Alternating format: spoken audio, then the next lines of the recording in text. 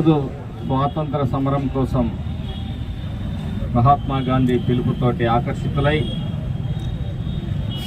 తన జీవితకాలం స్వాతంత్ర సముపార్జన వరకు కూడా స్వాతంత్రం కోసం పోరాడి రాజ్యాంగ నిర్మాణంలో కీలక పాత్ర వహించి ఆ తరువాత ప్రభుత్వంలో మొదట కార్మిక శాఖ మంత్రిగా, వ్యవసాయ శాఖ మంత్రిగా పనిచేసి అనేక సంస్కరణలకు బాటలు వేసిన వ్యక్తి బాబు జగజ్జీవన్ రావు గారు. అంతేకాదు 1971 ఇండియా పాకిస్తాన్ యుద్ధ సమయంలో రక్షణ శాఖ మంత్రిగా పనిచేసి భారతదేశానికి పాకిస్తాన్పై విజయాన్ని అందించడంలో కూడా వారి పాత్ర కీలకమైందని చెప్పి సందర్భంగా తెలియజేస్తా ఉన్నారు.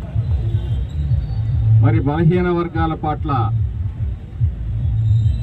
జరుగుతున్న దాడులు, అకృత్యాలను అనేకం వెలుగులోకి తీసి వారికి రక్షణగా చట్టాలని కల్పించడంలో కూడా కీలక పాత్ర వహించారు బాబు జగజ్జీవన్ రావు గారు. 50 సంవత్సరాలు పార్లమెంటేరియన్గా ఈ దేశ చరిత్రలో ఒక రికార్డు సృష్టించిన వ్యక్తి బాబు జగజ్జీవన్ రావు గారు. ఆయన జీవితంలో 50 సంవత్సరాలు పార్లమెంటేరియన్గా ఉన్నారు. 30 సంవత్సరాలు కేంద్ర మంత్రిగా వ్యవహరించారు. ఎక్కడా కానీ అవినీతి మరకలేని వ్యక్తి బాబు జగజ్జీవన్ రావు గారు. అలాంటి వ్యక్తులు పుట్టిన పుణ్యభూమి మన భారతదేశం. మనం అలాంటి వ్యక్తుల్ని స్ఫూర్తిగా తీసుకొని భవిష్యత్తులో భారతదేశ సేవకి పునరంకితం కావాల్సిన అవసరం ఉంది. ఈరోజు కూడా దేశం అనేక సవాళ్లను ఎదుర్కొంటా ఉంది. ఒకవైపు ప్రపంచం నలుమూలల యుద్ధ మేఘాలు అలుముకుంటూ ప్రపంచ ఆర్థిక వ్యవస్థ చిన్నాభిన్నమవుతున్న సందర్భంలో పెట్రోలియం ప్రోడక్టులు అందని పరిస్థితుల్లో, అలాగే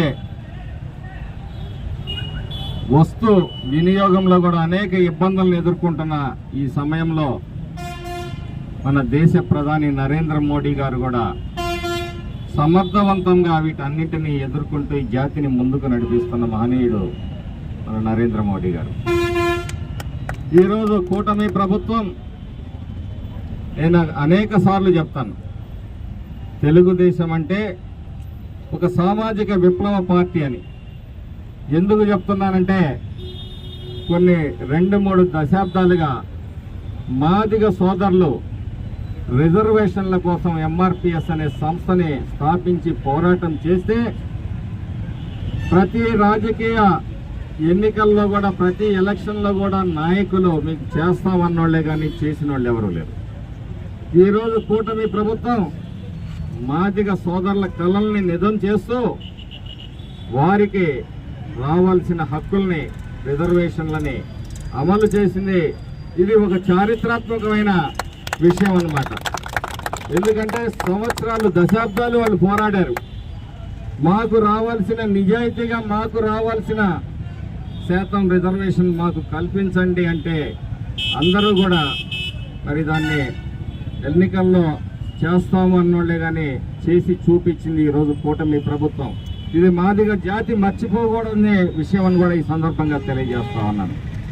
ఈరోజు న్యాయమైందే అయినప్పటికీ వాళ్ళకి రావాల్సిన రిజర్వేషన్ వాటాని వాళ్ళకి దక్కించిన ఘనత కూటమి నాయకులు చంద్రబాబు నాయుడు గారు, పవన్ కళ్యాణ్ గారు, గౌరవ నరేంద్ర మోడీ గారిదని చెప్పేసి మాదిగ జాతి ఎప్పుడు కూడా మర్చిపోకూడదని కూడా ఈ సందర్భంగా తెలియజేస్తూ ఆ మహనీయుని బాటలో భవిష్యత్ తరాలు నడవాలని చెప్పేసి దేశభక్తి, దేశ సమగ్రత, దేశ సమైక్యత కోసం మనం అందరం కూడా పాటుపడాలని చెప్పేసి సందర్భంగా తెలియజేస్తూ అవకాశం ఇచ్చిన మీకు ధన్యవాదాలు తెలియజేసుకుంటూ తీసుకుంటున్నాను.